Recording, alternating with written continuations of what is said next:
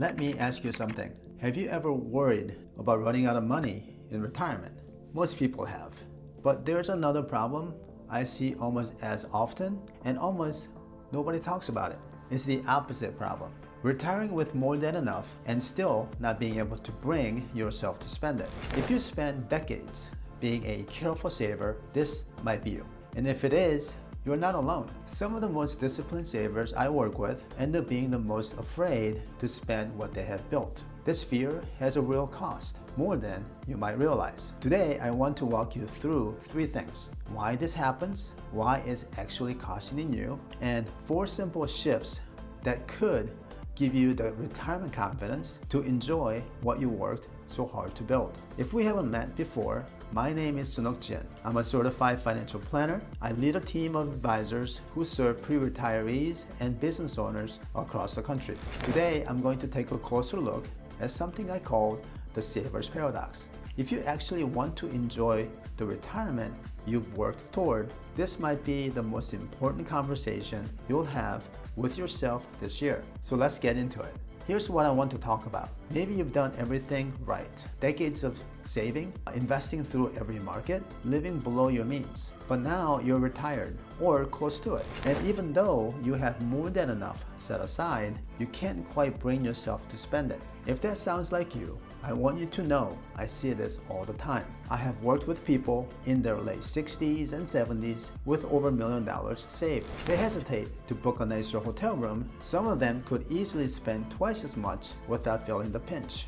But they live as if they are still 35 and worried about the mortgage. The instinct that helps you build wealth might now be what's keeping you from enjoying it. And it has a real cost that you can't just look up in a financial statement. To understand this matters for you, let me walk you through how retirement spending actually works. Researchers describe retirement in 3 phases: the go-go years, the slow-go years, and the no-go years. The go-go years are usually the early part of retirement, often your 60s and into your 70s. This is when you still have the health, the energy, and the freedom to travel, start new projects, and say yes to new experiences. This is when your money can bring you the most enjoyment. Then come the slow-go years. You're still active, but you naturally slow down. Big trips become shorter and less frequent. Staying home starts to feel more appealing than traveling. And the no-go years are the final stage. Health or energy limits what you can do. Most of your spending in this phase goes toward a care instead of experiences. Here's what I want you to notice. The go-go years are when spending brings the most joy. They are when you create the most memories. But they're also when the saver's instinct is strongest because you have just retired. Your savings feel like everything you'll ever have. So you hold back during the years when spending will have meant the most. And by the time you finally feel comfortable spending, these years may have already passed. So why is this instinct so hard for you to shake? In my experience, there are 5 reasons. The first is identity. For decades, being a saver wasn't just something you did. It was part of who you were, something you were proud of. Spending down your savings can feel like betraying the person who built them. The second is the missing paycheck. When you were working, your paycheck gave you permission to spend. Money came in, you spent some, and you knew more was coming. In retirement, even with Social Security or pension coming in, there is no paycheck. Most of what you spend now comes from money you've already saved. Your brain treats that very differently than a paycheck. The third is loss aversion. You feel the pain of a loss more sharply than the pleasure of an equal gain. So watching your account balance go down feel like a failure, even when it's exactly what your plan calls for. Even a normal planned withdrawals can quietly feel wrong. The fourth is fear of unknown. How long will I live? What will healthcare cost? What if one of us needs long-term care? If you don't have answers to these questions, the safest move is always the same. Spend less just in case. The fifth is that no one ever told you what enough actually looks like. For most of your life, the goal was just more savings, a bigger number, a larger cushion. Nobody handed you a finish line. And here's the trap. If you never defined what enough means, no amount will ever feel like enough. You can cross every milestone and still feel as anxious as the day you started. Right about now, you might be thinking, so what? Is it really so bad to be careful? Isn't underspending the safer mistake to make? I understand why it feels that way, but underspending isn't free. It has real costs that you can't just look up in a financial statement. The first cost is an unlived life. Some experiences only work in certain seasons. The trip with your spouse while you're both still healthy. The vacation with grandkids while they're young enough to want to be with you. The hobby you always told yourself you would start one day. The money you save in your 60s to spend in your 90s isn't the same money. Many of the things you could do in your 60s just won't be possible in your 90s. The second cost is regret. In all the years I've been doing this work, I've heard people share lots of different worries, but I've very rarely heard someone in their 80s tell me they wish they had spent less in their 60s. The regret almost always runs the other direction. The third cost is a relationship with money that never improves. If the fear of spending follows you into retirement, hitting some bigger number isn't going to fix it. You'll spend your most capable years anxious about money you'll probably never even use. The point of building wealth was to buy yourself freedom. Underspending quietly takes that freedom from you, 1 year at a time. The fourth cost is an estate that doesn't match your real intentions. Now, there's nothing wrong with leaving money to family or causes you care about. That can be beautiful when it's what you actually wanted to do. But there's a real difference between leaving a legacy on purpose and leaving one by accident because you were too afraid to live.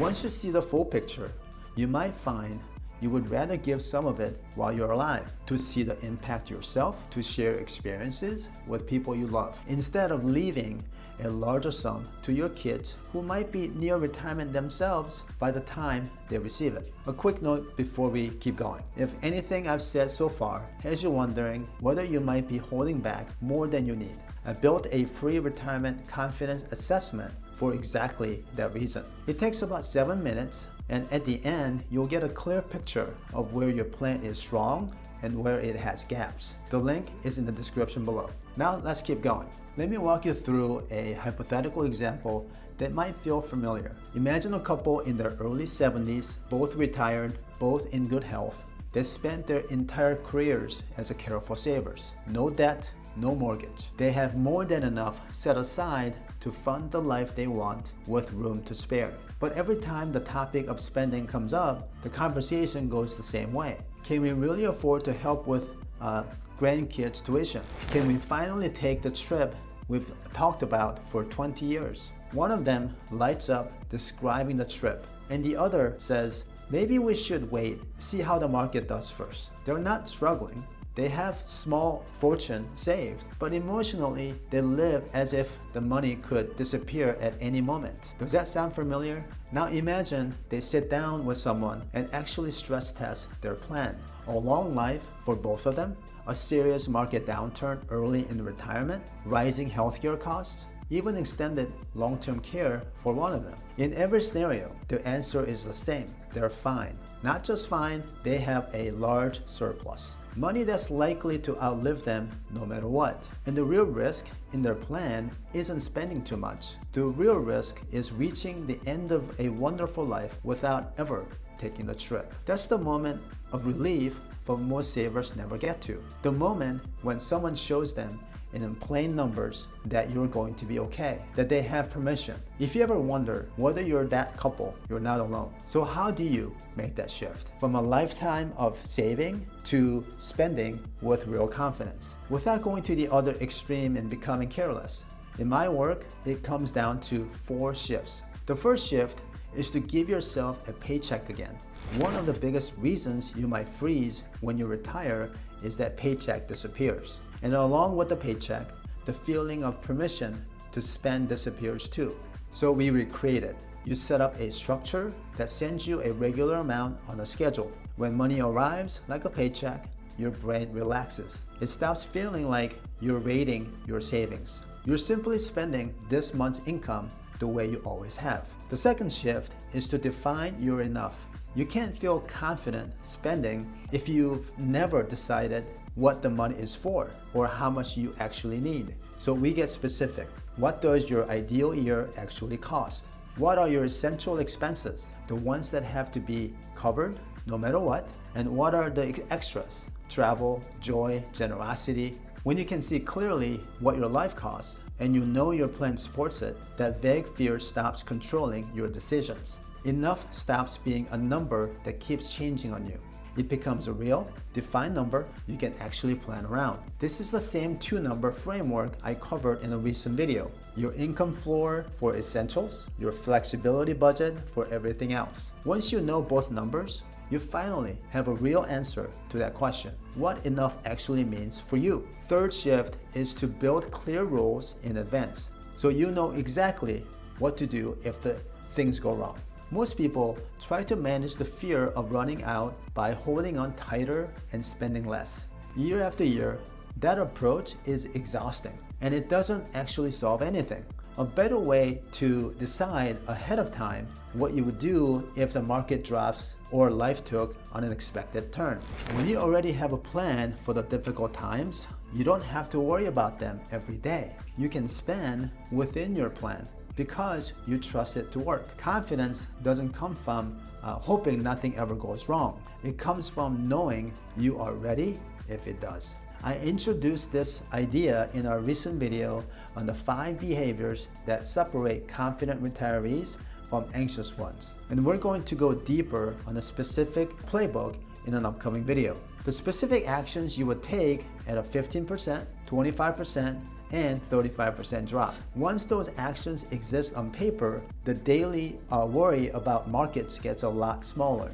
The fourth shift is to spend on purpose. Once the first 3 shifts are in place, the final shift is to spend with intention on the things that actually matters to you. Not more possessions just to have them, the experiences, the relationships, and the acts of generosity that makes your life meaningful. To spend 40 years being an intentional saver, now it's time to become an intentional spender. That doesn't mean buying everything you've ever wanted. It means asking yourself a different question. What's this money really for? For you, your spouse, your family, the causes that you care about? And of those things, which ones cannot wait? The trip with grandkids while they're young, the vacation while you're still active, the gift to a family member at the moment they actually need it, instead of years later through your estate. These are the things the money was always for. Use the same care and discipline to spend it that you use to build it.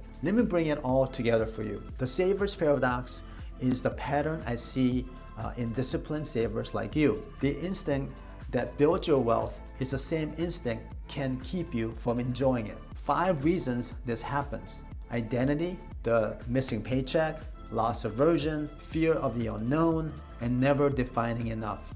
4 real costs to underspending: an unlived life, regret, a relationship with money that never improves, and an estate that doesn't match your intentions. And 4 shifts to spend with confidence. First, give yourself a paycheck again, so money arrives on a predictable schedule. Second, define your enough, so vague fear gets replaced by a planned number you can work with. Third, build clear rules in advance what you would do if things go wrong. Fourth, spend on purpose on the experiences and relationships that matter most to you. Retirement confidence isn't about hitting a large number. It's about having a plan that lets you truly believe you'll be okay. You did the hard part. You saved. You sacrificed. You built it. The money was never the goal. The life it makes possible is the goal. 2 things to leave you with. First, if you want a clearer picture of whether your plan can actually support the life you want, take our free 7-minute retirement confidence assessment. The link is in the description below.